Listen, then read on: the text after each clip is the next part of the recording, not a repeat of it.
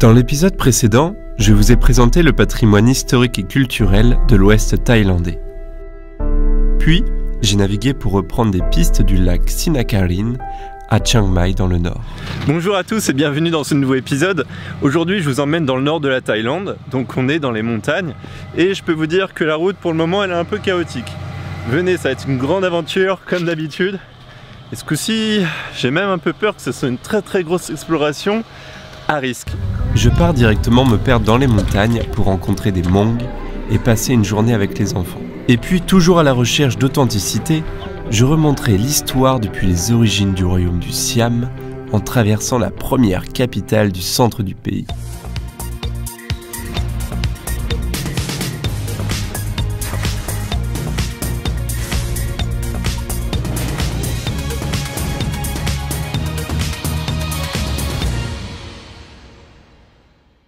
Pour mieux découvrir la Thaïlande, j'ai choisi de circuler sur des pistes et heureusement, celles-ci sont plutôt bien entretenues.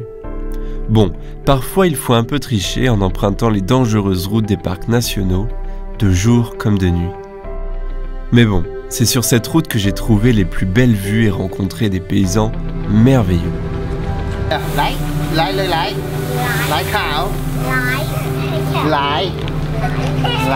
J'ai passé une journée avec eux pour mieux comprendre leur vie et les étapes depuis la culture du riz au sachet dans mon placard.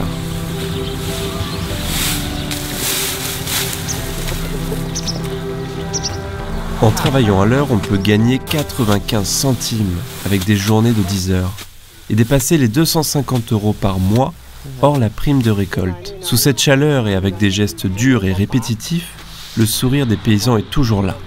J'admire vraiment leur courage. Ça, c'est une variété de sticky rice, de riz gluant thaï. Je me suis arrêté sur la route car j'ai vu des vieilles remparts, un peu comme des fortifications khmer qu'on trouve en Isan ou au Cambodge évidemment. Et donc j'ai voulu m'arrêter pour vous montrer parce que ça vaut le coup d'œil. Et c'est là que j'ai rencontré un Thaï très sympa qui m'a emmené en mobilette. Donc là actuellement on se trouve au parc de Kamphaeng Phet qui est magnifique. Ici il y a beaucoup d'années c'était un très grand royaume dans l'empire de Siam. C'était l'ancien nom de la Thaïlande. Et c'est pour ça que tout est vestige. Néanmoins, ils essayent de protéger le parc parce que ça vaut le coup. Il est vraiment très grand.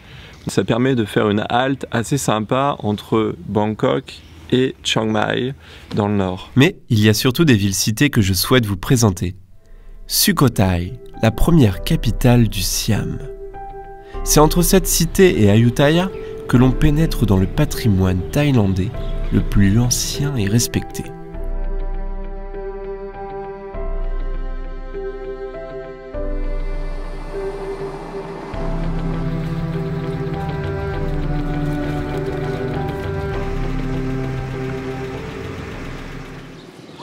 Les trésors du pays ne sont pas cachés uniquement dans la jungle. À Lampang, un lieu sacré du bouddhisme, on y trouve le plus beau chédid du pays. Ou des énormes statuettes très kitsch. Mais ça, on ne critique pas. Les Thaïlandais en sont vraiment fans. Enfin, fini le petit cours d'histoire sur les vestiges du Siam. Maintenant, passons à l'action. Non. Si mon 4x4 veut bien...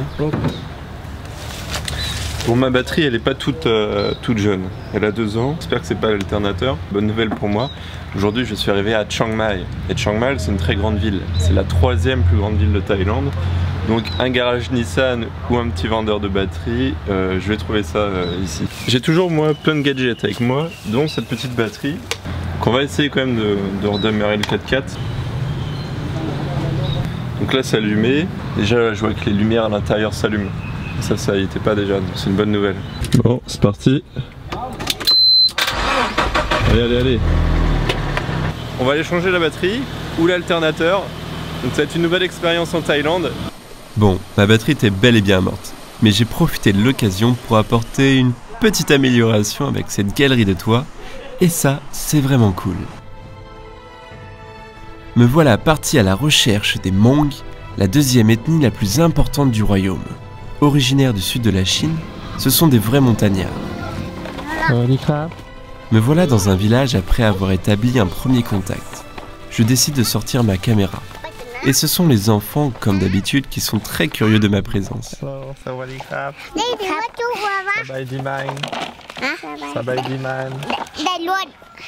Oh. Oh.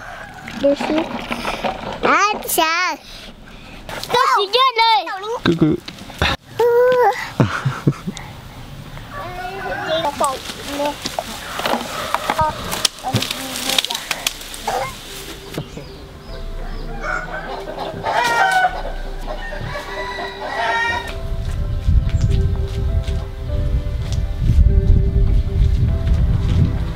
Nous sommes dans un village Hmong. La culture est Hmong, les habits pour la plupart sont Hmong, les gens parlent leur dialecte Hmong et cette tribu est animiste, pas chrétienne et encore moins bouddhiste. Après quelques images, j'ai été surpris par l'école.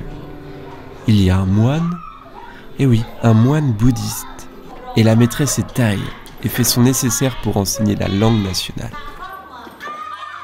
On peut apercevoir quelques images de la propagande thaï. Enfin, excusez-moi, du modèle de réussite quand on est finalement un réfugié politique. Magnifique petit hôtel bouddhiste, un cadre trop bien entretenu, mais bon, n'oublions pas que la Thaïlande est l'un des seuls pays d'Asie du Sud-Est qui n'a jamais été colonisé.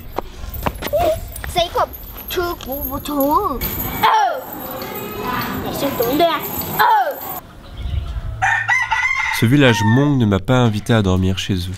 Mais dans le prochain épisode, je vous promets que je vais me faire accepter au point de... Je n'en dirai pas plus. Alors direction le prochain village dans la province de Mae Hong Son, à la frontière nord birmane.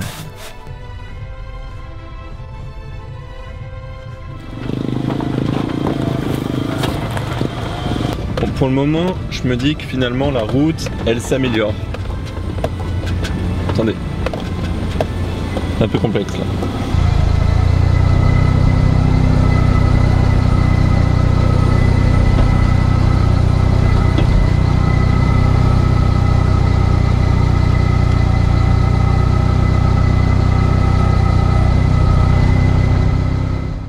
Déjà à plus d'1 heure de descente et c'est très fatigant. C'est amusant parce que j'aime ça. 10 minutes? 10? Non? Bon, bah je me suis pris un vent. Ouais, c'est très romantique. Oui aussi, ah non, Vaupiron c'est après. Ah oui, je crois que 98 il remporte.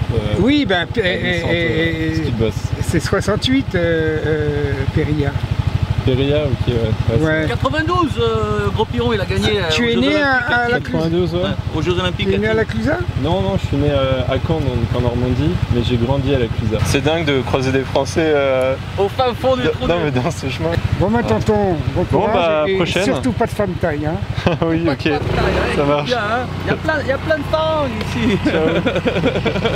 Ça, c'était des vrais aventuriers quand même. Une route comme ça, s'enfuir un peu des sentiers touristiques. Oh, sympa. Voilà. Elles sont bien vos motos? Ouais, c'est des 250 tonnes de voilà. Enfin, moi, je suis le 4x4 il est pas mal aussi.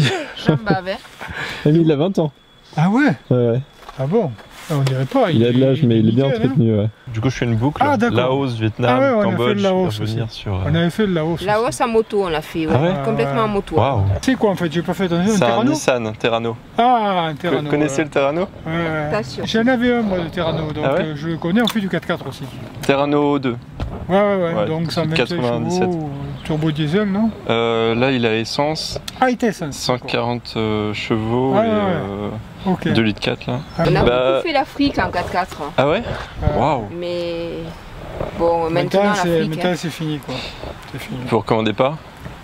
Non. C'est compliqué. Maintenant, tous ces pays, ça craint un petit peu quoi. Ben, on a fait. Alors qu'ici c'est cool quoi. L'Algérie, le Niger, le Burkina Faso, la Libye. La Libye, ouais, la Libye c'était fabuleux. Hein. Le Mali, ouais. Le plus beau pays, c'est la Libye. C'est la Libye pour moi.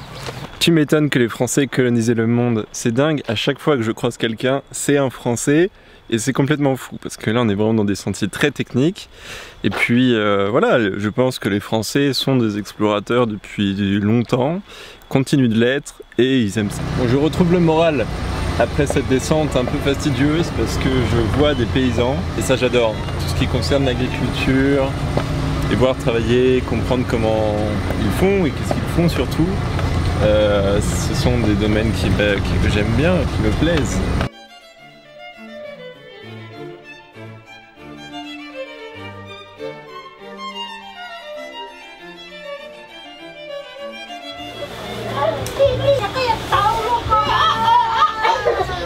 Tu viens d'où en France? Bretagne. Bretagne? Ouais. Il n'y a que les Bretons qui peuvent marcher comme ça. C'est vrai? Ok. Non mais tous les mecs que j'ai croisés qui marchaient pas mal, c'était des Bretons. Mon 3e mois pour le moment, j'étais en Indonésie, en Malaisie. Ok. Et puis je continue là. Chouette. Ouais, vraiment chouette. Il passe. Ouais. Il passe large. Ça va, Picard? C'est comment en fait ton prénom? Kevin. Kevin de On Bretagne. rencontrera partout. Hein, Mon meilleur ami s'appelle Kevin et il est en Australie maintenant. Je vois que tu as une tente. Ouais, la tente, ça dépend de où je vais être parce que c'est vraiment sympa de dormir dans sa tente et qu'en plus ça permet d'économiser de l'argent. Carrément, ouais. Mais ouais, en Malaisie, je m'étais fait une belle frayeur, c'est que... Enfin bon, après, je saurais jamais ce que c'était réellement, mais j'avais planté ma tente sur un chemin que j'avais pris. Et je l'avais rapproché de la forêt et je pense que pendant la nuit j'entendais des sortes de ronronnements où tu sentais un peu plus grave et tu sentais que c'était pas juste un petit chat, donc je sais pas. J'étais pas vraiment armé du coup. Parce que là je vois t'as une petite machette. Ouais, je l'ai eu à la dernière guest house okay. Parce que je savais que je me retrouverais en plein milieu de la forêt. C'est bien, du coup, ça sert. J'ai très hâte de vous montrer les prochaines aventures. Jeudi prochain, direction la plus haute montagne thaïlandaise. J'irai rendre visite aux paysans thaïs et Monk pour y travailler, mais surtout pour me faire accepter par la tribu. Chasser le serpent est une première, rien à voir avec le cochon de mes campagnes. J'en chie. Oh putain. Là. Vais-je devenir Monk? Alors à jeudi, car la découverte du monde n'attend pas.